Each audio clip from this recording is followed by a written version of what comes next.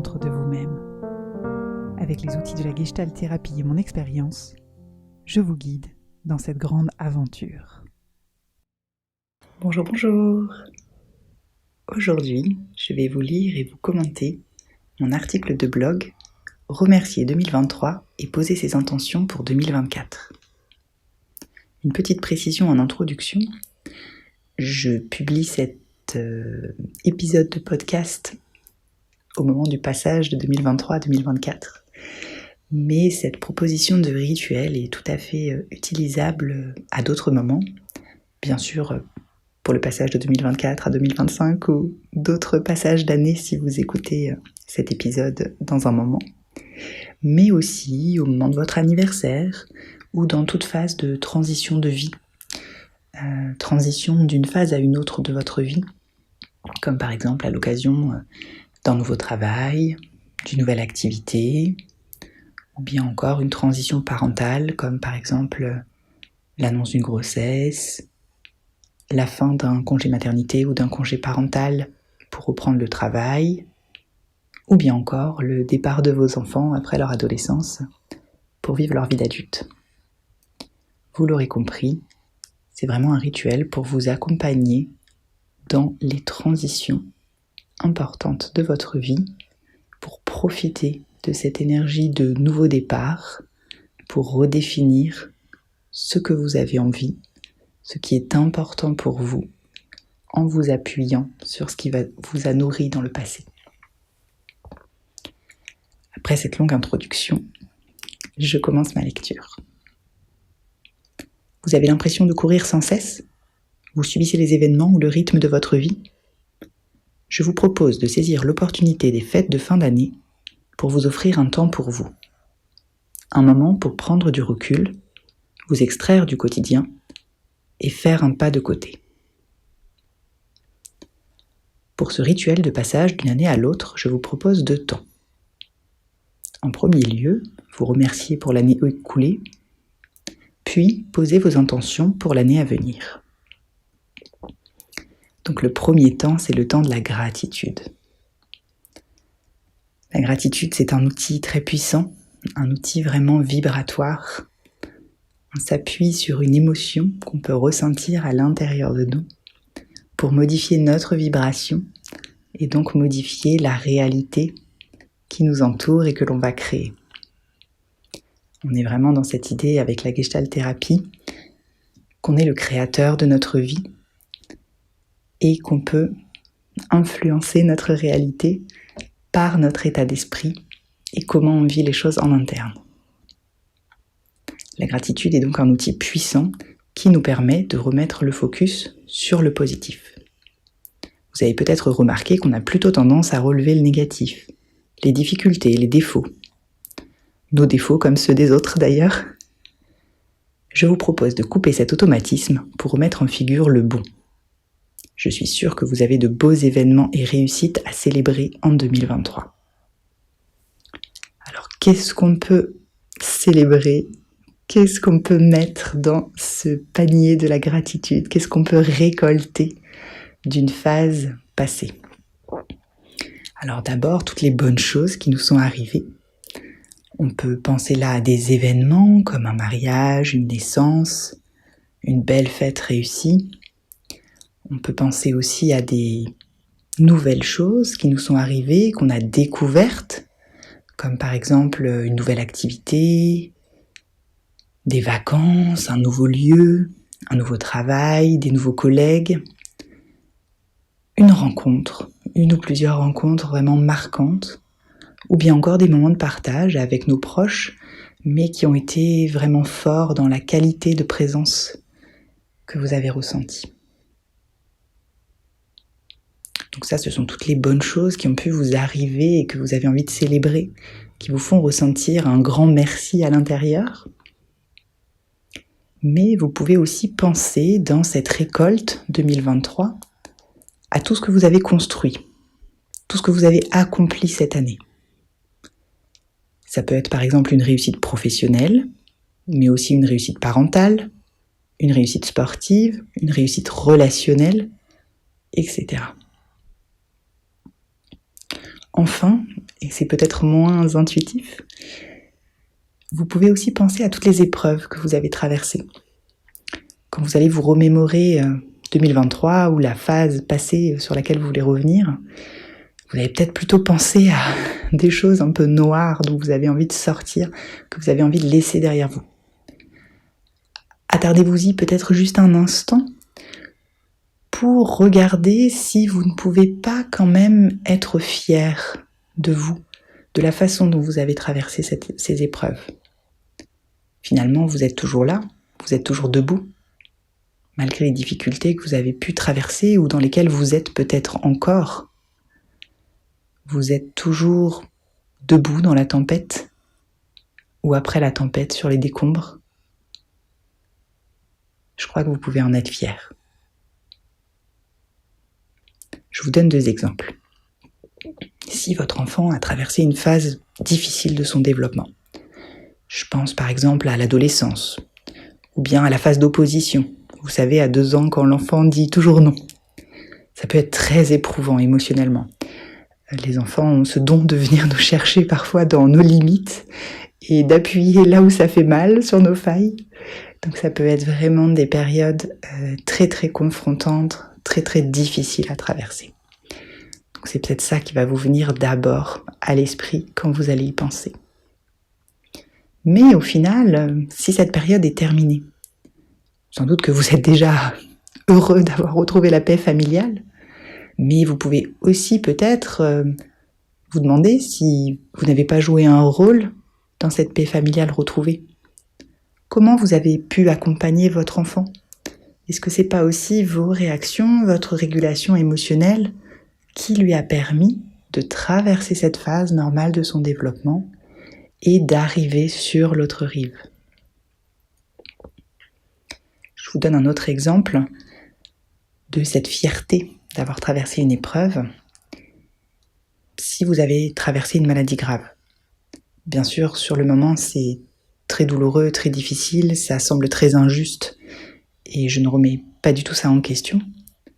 Mais si maintenant vous êtes guéri ou en voie de rémission, peut-être que cette maladie vous a aussi apporté des choses de positives, peut-être qu'elle vous a ouvert les yeux sur certains aspects de votre vie qui n'étaient plus alignés avec vos valeurs, avec qui vous êtes profondément, et peut-être qu'elle vous a permis, cette maladie, de réajuster finalement des choses pour être plus aligné. Vous pouvez donc peut-être être fier de votre résilience, de votre guérison à travers ces épreuves que la vie a mis sur votre chemin. Par ailleurs, notez votre responsabilité comme on vient de le faire là, dans ce que vous avez construit, dans ce que vous avez accompli, mais aussi dans les épreuves que vous avez traversées. Notez votre responsabilité donc, ça renforce votre estime de vous. C'est vraiment un mouvement très intéressant qu'on utilise beaucoup en thérapie pour construire et renforcer l'estime de soi, de ne pas seulement dire « Ah, il m'est arrivé ça, j'ai de la chance », mais de noter notre responsabilité dans finalement ces événements. Vous pourriez par exemple dire « Ah, j'ai de la chance, j'ai eu une promotion » ou « Ah, j'ai de la chance, j'ai un nouveau travail avec des super collègues », mais si vous avez ce nouveau travail, si vous avez eu cette promotion, c'est probablement dû à des efforts sur le long terme, peut-être pas dans les derniers jours avant votre promotion, mais en tout cas à une régularité ou à une présence ou à un professionnalisme, des compétences que vous déployez depuis de nombreux mois ou de nombreuses années. Et y compris dans le domaine relationnel. En fait, si vous côtoyez des gens qui vous nourrissent, qui vous apportent, si vous avez des belles relations, si vous êtes heureuse de telle ou telle rencontre, heureux de telle ou telle relation, c'est pas un hasard, c'est aussi ce que vous dégagez, les vibrations que vous envoyez qui vous ont permis de résonner en fait avec cette personne qui vous plaît dans votre vie. Donc vraiment, je vous invite à noter votre responsabilité, à revenir à votre responsabilité sur ce qui vous arrive pour une fois encore, vous remettre aux manettes de votre vie, ne pas laisser votre vie en pilote automatique, mais bien reprendre les rênes et avec toute votre responsabilité, reprendre votre pouvoir et influer sur le cours de votre vie. Alors on est toujours dans cette phase de gratitude et il est possible que rien ne vous vienne. Il est possible que la phase de vie que vous veniez de traverser soit vraiment très difficile. Je sais que parfois on enchaîne les deuils, les maladies, les difficultés et que vraiment c'est un passage très noir et qu'on ne voit rien à retirer de bon de cette période. Alors dans ces cas-là, ce que je vais vous inviter à faire, c'est à revenir vraiment au plus simple, aux choses pour lesquelles vous pouvez éprouver de la gratitude chaque jour et que l'on considère souvent à tort comme acquises. Ça peut être par exemple d'avoir un corps suffisamment en santé pour accomplir vos activités du quotidien. Vous levez le matin, manger, marcher, faire du sport, faire l'amour peut-être. Ça paraît banal, mais rien que de se lever le matin, quelle magie de tous nos muscles qui s'activent pour qu'on puisse sortir du lit et se lever, être autonome. Et puis si vous n'êtes pas autonome, malheureusement, par rapport, suite à une maladie, suite à un handicap temporaire ou permanent, je suis sûre qu'il y a plein d'autres choses que votre corps vous permet de faire, comme par exemple de respirer pour vous maintenir en vie, de réfléchir, d'interagir avec les autres. Notre corps est vraiment une machine formidable et même quand il est défaillant sur certaines de ses fonctionnalités, il nous permet tant et tant de choses, dont la plus belle, nous sentir en vie, ressentir le monde et être en interaction avec les autres. Justement, vous pouvez peut-être avoir de la gratitude aussi pour le fait d'être entouré de proches que vous aimez et qui vous aiment. Quoi de plus beau que de ressentir de l'amour, que de donner et recevoir de l'amour. Vous pouvez revenir à des choses aussi très sensorielles. Si la nature vous parle notamment, vous pouvez revenir à la sensation du soleil sur votre peau, ou de la vision d'un beau paysage, ou d'un arc-en-ciel. Ça peut apporter à certaines personnes beaucoup de joie intérieure, ce type de visualisation et de souvenir. Vous pouvez aussi éprouver de la gratitude pour les choses matérielles, avoir un toit sur votre tête, avoir du chauffage dans votre maison en cette période d'hiver, avoir un frigo et des placards remplis de sorte à ne manquer de rien, ne pas avoir faim. C'est déjà tellement. Et puis vous pouvez avoir plein de gratitude comme ça pour des choses qui nous semblent acquises mais qui ne sont pas si évidentes pour tout le monde, comme par exemple avoir accès à la culture facilement. Soit si vous vous déplacez dans des lieux de culture, soit même via internet, avoir accès à des films, à des livres, à des informations. C'est vraiment incroyable l'époque dans laquelle on vit et qui nous permet des possibilités infinies. Donc je crois que vous pourrez trouver parmi tout ça quelques raisons ou beaucoup de raisons d'éprouver de la gratitude. Et ici, dans ce rituel, c'est vraiment pas l'idée de les lister dans un cahier. C'est plutôt l'idée de les ressentir dans votre cœur. C'est dans ce rituel le moment de prendre un temps au calme, tranquille, seul, les yeux fermés, et de vous reconnecter à ces bonnes choses de votre vie, comme si elles étaient là dans l'instant présent. Je vous donne un exemple. Vous revivez les émotions de votre mariage ou la sensation du soleil sur votre peau. Même si aujourd'hui il fait gris, c'est pas grave. Vous projetez en fait dans ce souvenir et vous le ramenez à votre mémoire comme s'il était là tout de suite maintenant. Vous ressentez sur votre peau la caresse du soleil grâce à votre mémoire sensorielle. mais pas comme un souvenir, pas comme de la nostalgie, vraiment comme si c'était là, à cet instant présent. Et ces émotions positives, vous les accompagnez de gratitude, d'un grand merci intérieur, d'un grand sourire à la vie, qui rayonne dans l'espace de votre cœur, qui prend de plus en plus de place, jusqu'à déborder, jusqu'à rayonner tout autour de vous. C'est à partir de cette émotion que vous allez pouvoir poser vos intentions pour l'année à venir de manière juste.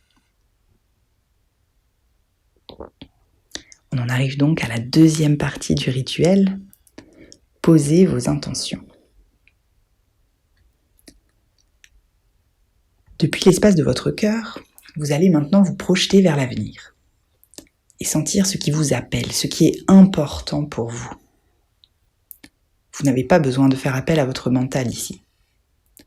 Plus vous serez à l'écoute de vos ressentis corporels et émotionnels, plus ce qui vous viendra sera aligné. Cette distinction, elle est très importante.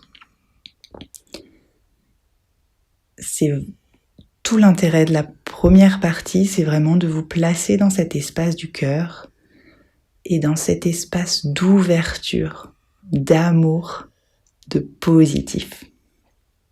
C'est toute la différence entre résolution et intention.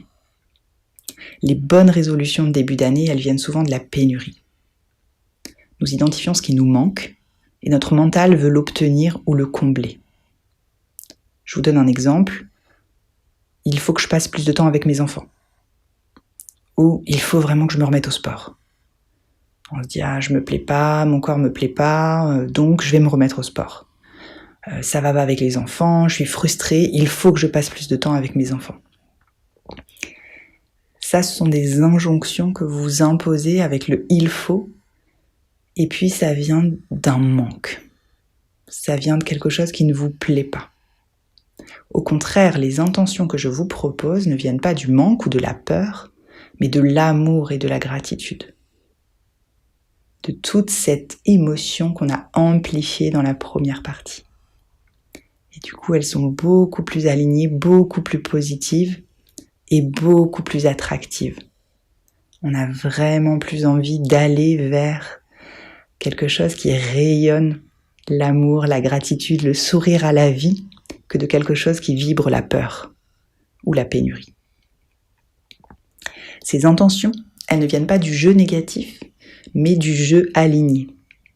Alors ça, c'est une notion de Gestalt, thérapie intégrative. Notre jeu négatif, c'est l'ego, c'est la part en nous qui voit le négatif, qui veut se maintenir dans sa zone de confort, qui a peur de l'inconnu. Alors que le jeu aligné, c'est vraiment notre moi profond. C'est la partie en nous qui est connectée à plus grand, qui est connectée à la spiritualité et qui sait ce qui est bon pour nous vraiment. Qui va pouvoir nous guider vers ce qui est bon pour nous, même si ça semble pour l'instant loin de notre réalité, même si ça semble peut-être inaccessible au premier instant, mais notre jeu aligné va nous permettre de nous mettre en lien avec ce qui est bon pour nous profondément. Et notre jeu aligné, il n'est pas dans la peur, il formule pas les choses au négatif, il va toujours formuler les choses avec une formulation positive et qui rayonne en fait un grand oui. Je vous donne donc un exemple de différence entre une bonne résolution et une intention. Si je dis « il faut que je passe plus de temps avec mes enfants », donc ça serait une bonne résolution, ou « il faut que je me remette au sport », tandis que visualiser, penser, sentir dans votre cœur, me sentir complice avec chacun de mes enfants. Vous sentez la différence de vibration ? Là, c'est vraiment un appel de votre cœur, un appel vers quelque chose qui vous apportera tellement d'apaisement et de joie, que ça rayonne, que ça se ressent, que ça vibre, et que là, vous aviez envie d'aller vers ça.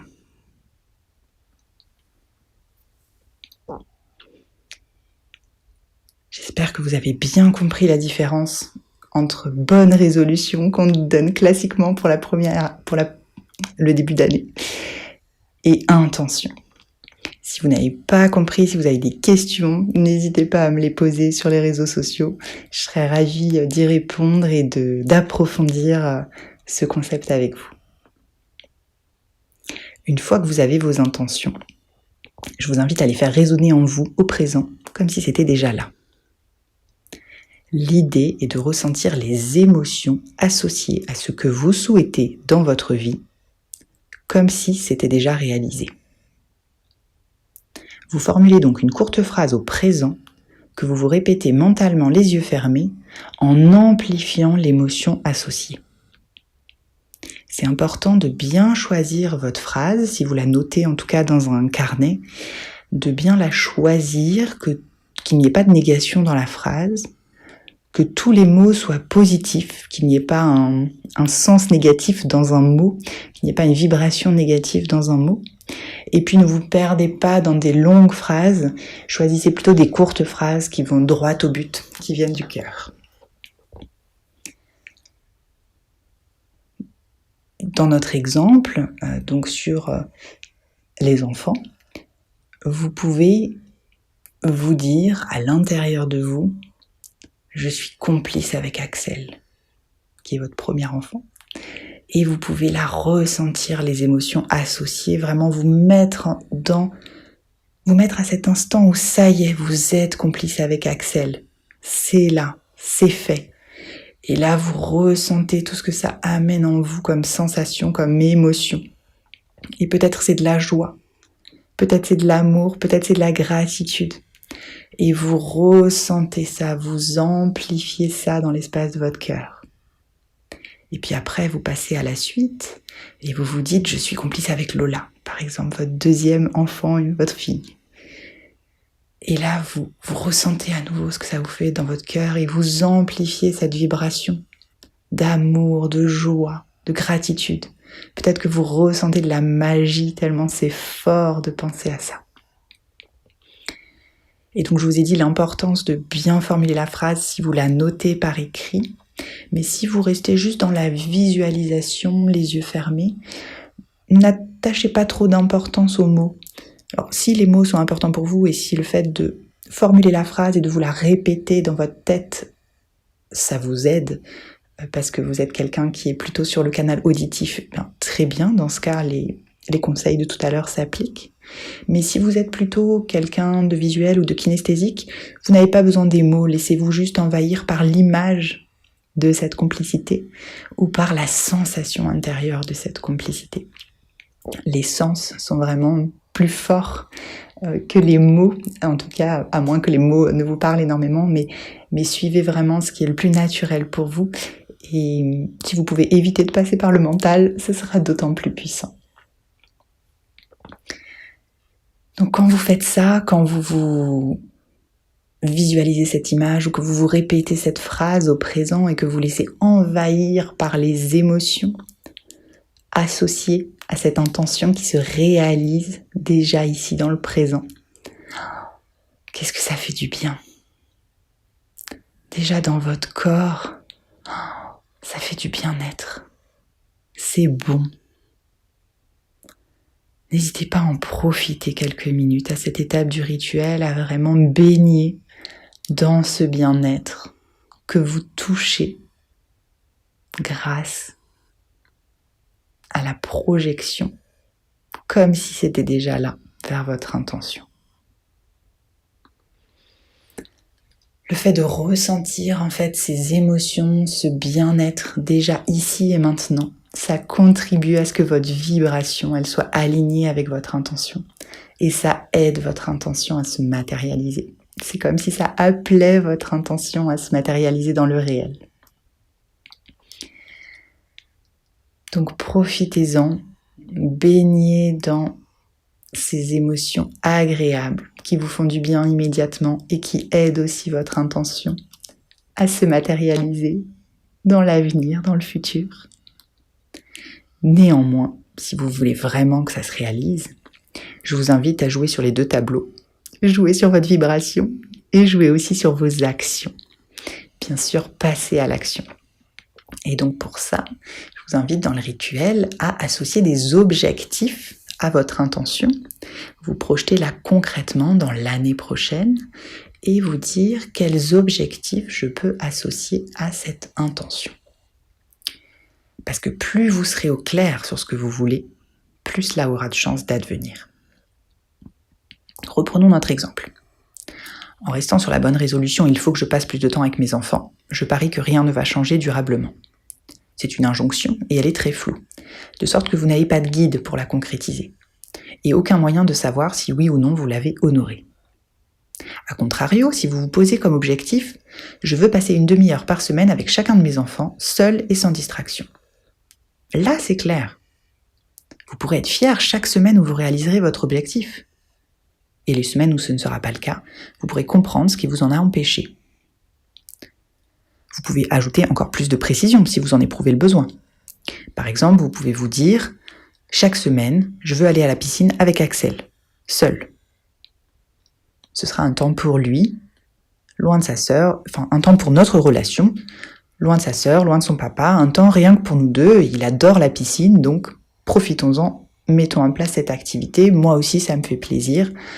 J'aime l'eau, ça sera un bon moment pour nous deux. Vous pouvez aussi, plus largement, décider de faire une activité chaque semaine qui lui plaît à lui et à moi.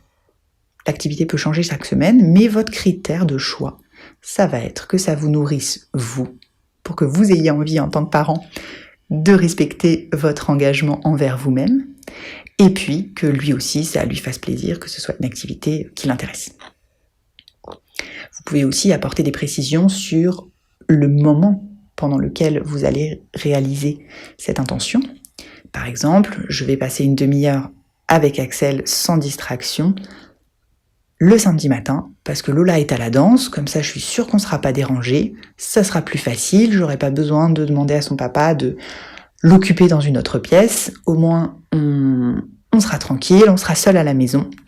Et puis je m'engage aussi à laisser mon téléphone de côté, comme ça au moins je sais que je ne serai pas tentée de le regarder quand je m'ennuie et qu'on ne sera pas dérangé par un appel. Je vous donne cet exemple d'une demi-heure, bien sûr vous l'adaptez.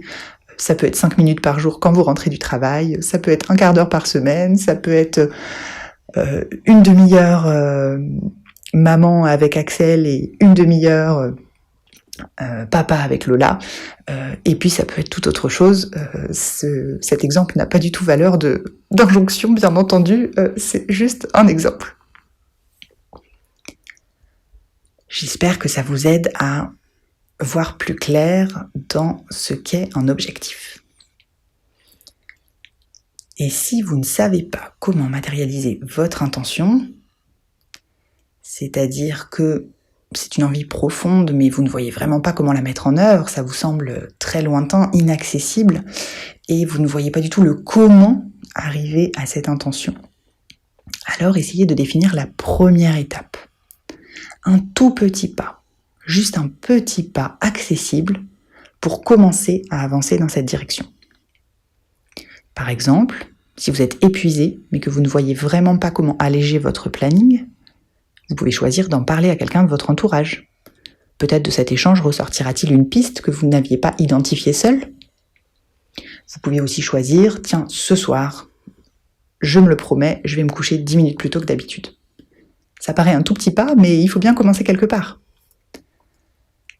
Ça peut être toute autre première étape qui vous semblera juste, qui vous viendra à l'esprit et que vous trouvez accessible, que vous pouvez vous engager à respecter. Et puis l'idée, dans le cas où vous n'avez que la première étape, c'est vraiment de faire confiance.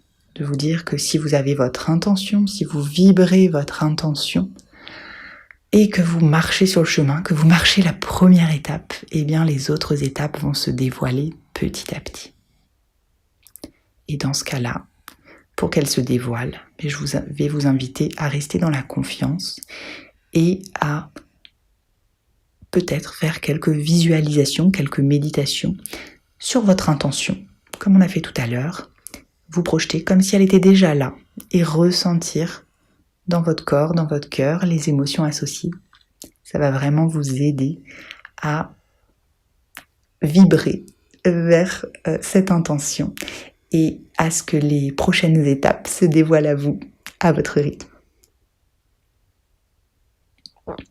Pourquoi est-ce si important d'être précis dans votre objectif, même s'il ne constitue qu'une première étape ?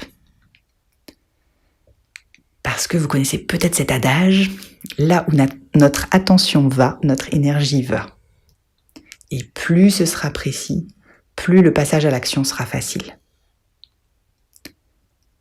Par exemple, dans notre exemple de l'épuisement, si vous déterminez à qui vous allez parler de votre épuisement et à quelle occasion, lors de quelle rencontre, à quelle date, vous avez beaucoup plus de chances de le faire que si vous vous dites juste « je vais en parler à quelqu'un ». C'est vraiment, ça vous facilite le passage à l'action en fait. Comme c'est précis, comme c'est concret dans votre tête, c'est un engagement beaucoup plus fort envers vous-même. Et comme c'est déjà défini, quand ça va arriver, vous allez y penser, ça va être facile parce que vous l'avez déjà imaginé. Vous l'avez déjà projeté, donc ça va se dérouler de manière beaucoup plus fluide. Tandis que si vous vous dites juste « je vais en parler à quelqu'un », vous n'allez pas forcément y repenser en fait. Ça va pas, c'est pas quand vous allez croiser quelqu'un dans la rue que vous allez vous dire « ah, je vais lui parler de ça ». Vous n'aurez pas cet effet de guide en fait. Ça ne va pas vous guider, ça ne va pas vous accompagner sur le chemin. Vous serez un peu livré à vous-même sur le chemin et puis dans notre exemple en plus vous allez être repris par toutes vos responsabilités, toutes vos activités, vous n'allez plus y penser. Alors que si vous balisez le chemin, c'est un peu comme si vous vous teniez la main, comme si grâce à la définition d'objectifs précis, vous balisiez votre chemin et vous teniez la main pour avancer de pas japonais en pas japonais vers votre intention, vers ce qui est bon pour vous. En conclusion, je voulais mettre un petit peu en perspective ce qui se passe dans ce rituel, de prendre un petit peu de hauteur et vous donner un petit peu des éléments de lien avec la Gestalt thérapie. Pourquoi je vous parle de ce rituel, pourquoi c'est quelque chose qui fait écho en moi et qui fait écho à cette pratique de la Gestalt thérapie. Alors dans un premier temps, ce qui est très fort en fait dans ce rituel, c'est que certes vous vous connectez au passé et au futur, le passé en faisant la rétrospective et en éprouvant de la gratitude pour la période passée, et puis le futur en posant vos intentions et vos objectifs, mais tout ça depuis l'instant présent. À chaque fois, je vous ai demandé, je vous ai suggéré de ressentir dans l'instant présent les émotions associées, soit à ce souvenir, soit à cette projection vers le futur. Et en fait, ça change tout. Si vous utilisez le passé avec la vibration de nostalgie, ça va rien vous apporter de bon. Ça vous fait quitter l'instant présent, mais pour rien vous apporter de bon. Si vous vous projetez dans le futur avec des angoisses ou avec quelque chose qui vous fait quitter l'instant présent et qui vous empêche d'être acteur dans l'instant présent, ça va pas vous apporter non plus grand-chose de bon. Là où ça va être très puissant, c'est si vous restez connecté à l'instant présent quand vous utilisez le passé et le futur. Parce que l'instant présent, le moment présent, c'est le seul espace où vous avez un pouvoir. C'est le seul espace où vous avez une capacité de changement. C'est dans l'ici et maintenant que vous avez accès à vos ressources. Pour construire un futur meilleur, pour aller peut-être ailleurs, tout part de l'ici et maintenant. C'est maintenant que vous prenez la décision. Et c'est ici que vous faites le premier pas pour reprendre les rênes de votre vie. Dans ce rituel, vous utilisez également le pouvoir des émotions. Vous mettez votre attention sur la gratitude pour les événements passés et à venir de votre vie. Et être heureux, c'est bien une question émotionnelle. Pour moi, c'est être habité par des ressentis qui nous portent ou qui nous donnent le sourire. Et donc, à travers ce moment pour vous, en connectant fortement à vos émotions, vous vous offrez à la fois du bonheur immédiat et à la fois vous attirez à vous le bon pour l'année à venir en vous mettant sur la fréquence vibratoire des émotions que vous avez envie de vivre. De plus, comme en thérapie, Ce rituel vous permet de prendre du temps pour vous. C'est quelque chose que j'aime bien rappeler. La thérapie, c'est un engagement envers soi-même et à une fréquence hebdomadaire ou tous les 15 jours, eh bien on s'engage à prendre 3/4 d'heure, 1 heure pour soi. C'est un très beau cadeau qu'on s'offre de prendre ce temps pour soi. Ça nous permet aussi de prendre de la hauteur, de prendre du recul sur notre quotidien et de regarder ça un petit peu en position méta. Comme dans le rituel, vous faites une pause, un arrêt sur image, et puis vous prenez le temps de vous questionner sur ce qui est vraiment important pour vous, de ressentir ce qui est bon pour vous et dans quelle direction votre être a envie d'aller. Ce qu'on fait dans ce rituel et qu'on fait aussi en thérapie, c'est de progressivement rediriger notre attention vers le bon, vers le positif. C'est vraiment quelque chose qu'on peut faire tout le temps. Là, je vous le propose, un rituel de transition, parce que c'est plus facile de le faire dans ces moments de transition où on a l'énergie du bilan ou l'énergie du nouveau départ. Mais on peut le faire chaque soir aussi, on peut faire l'exercice de se connecter à la gratitude pour la journée chaque soir avant de s'endormir, soit en écrivant sur un cahier 10 raisons d'éprouver de la gratitude, soit en ressentant vraiment dans son cœur, juste au moment de s'endormir, les yeux fermés, cette gratitude qui gonfle en pensant aux bons moments de notre journée ou aux choses toutes simples, comme je vous indiquais tout à l'heure, respirer, manger, voir un joli paysage. Et donc cette pratique, que ce soit lors de ce rituel, que ce soit la gratitude quotidienne ou que ce soit la thérapie, nous aide à petit passer du jeu négatif vers le jeu positif. En tout cas, faire de plus en plus de place au jeu positif dans notre vie et noter de plus en plus le bon pour le savourer. Et finalement, c'est ça qui rend heureux. C'est pas l'extérieur de notre vie.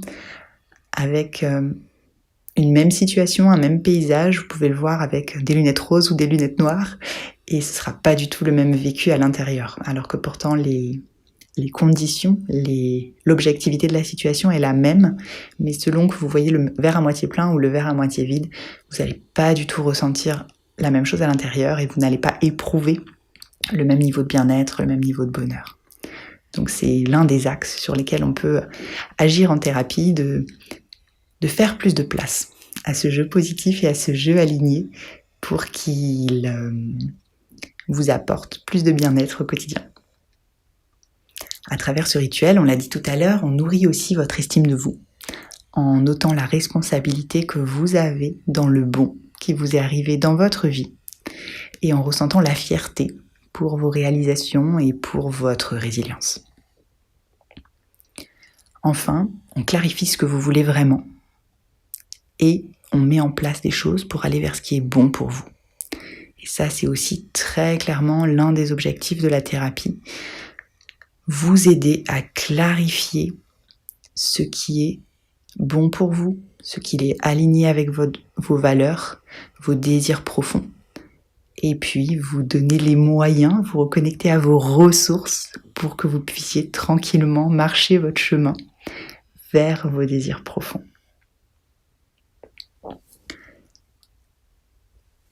Alors, quand est-ce que vous planifiez ce rendez-vous avec vous-même ? Pour vous y aider, j'ai décidé de vous offrir 2 bonus. Je vais poster les 2 prochains épisodes de podcast. Ce sera 2 méditations pour vous guider dans ce rituel. Une méditation sur la phase de gratitude et une méditation sur les intentions. J'espère qu'elles vous plairont. N'hésitez pas à me faire des retours si vous les réalisez pour me dire si elles vous ont aidé à pratiquer ces rituels. Et puis je vous donne un petit mode d'emploi peut-être pour profiter au mieux de ces 2 méditations. Vous avez 2 façons de le faire en fait. Soit vous choisissez de le faire seul, auquel cas vous vous installez au calme sans être dérangé. Vous prévenez vos proches si vous vivez avec d'autres personnes que pendant un certain temps vous ne voulez pas être dérangé. Soit vous décidez de le vivre en groupe Auquel cas, eh bien vous vous réunissez et là, ça va être différent, vous allez partager entre vous. Donc dans le cas où vous êtes seul, je vous recommande, si ça vous parle, de vous munir de quoi écrire ou bien de quoi dessiner, suivant ce qui vous convient le mieux, pour pouvoir ancrer ensuite vos intentions et vos objectifs dans la matière, les matérialiser une fois que les méditations seront finies. Et puis si vous êtes en groupe, alors là, ce sera plutôt l'idée de partager entre vous pour ancrer également ces intentions et ces objectifs en les nommant devant témoins. Ça va leur donner vraiment une force plus grande et puis ça, comme si ça vous engageait, vous, à un cran de plus de les avoir partagés à des tiers. Et donc une fois que vous avez décidé de comment vous voulez vivre les méditations, que vous vous êtes munis du matériel nécessaire, eh bien je vous invite à enclencher la première méditation sur la gratitude. Et volontairement, je n'ai pas sonné la fin de la méditation pour que vous puissiez en fait vraiment en profiter le temps dont vous avez besoin, que vous puissiez la quitter à votre rythme quand c'est bon pour vous, quand vous avez eu le temps de ressentir suffisamment la gratitude. C'est pour ça aussi que j'ai scindé en deux, pour que vous ayez vraiment le temps juste pour vous dans l'expression et l'amplification de la gratitude avant de passer à la seconde phase d'intention. Ce que je vous recommande en revanche, c'est d'enchaîner directement sur la seconde phase, de ne pas vous couper en faisant autre chose entre les deux. Et donc, quand vous avez fini la phase de gratitude, quand vous sentez que la gratitude déborde de votre cœur et rayonne, alors enchaînez sur la seconde méditation. Et puis, à la fin de la seconde méditation, quand vous sentirez que c'est juste pour vous, eh bien, vous pourrez écrire ou dessiner, peindre, que sais-je, vos objectifs et vos intentions, pour les garder précieusement, les ancrer plus profondément et pouvoir les matérialiser d'une première manière et vous y reporter si vous en avez besoin plus tard. Eh bien, je suis très heureuse d'avoir enregistré ce premier épisode de podcast. J'espère qu'il vous aura plu. Je me tiens à votre écoute si vous avez des remarques, des suggestions d'amélioration ou des questions. Et je vous souhaite un très beau rituel. N'hésitez pas à me témoigner si vous le pratiquez, ce que ça a généré pour vous, ce que vous avez vécu au contact de ce rituel. J'en serai très heureuse. À bientôt.